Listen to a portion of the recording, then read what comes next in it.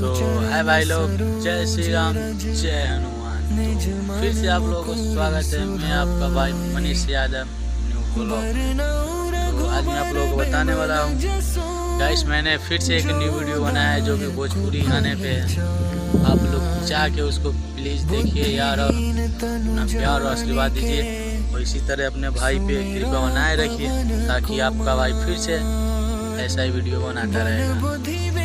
तो भाई लोग, आज मैं सुबह निकला था, फिर मन हुआ कि आज मैं अपने भाइयों के लिए एक ब्लॉग बना देता हूँ। चलिए आ गया हूँ मैं आप लोगों का सेवा में फिर से। तो यार आप लोग यार मेरा वीडियो देखते ही नहीं, ठीक है।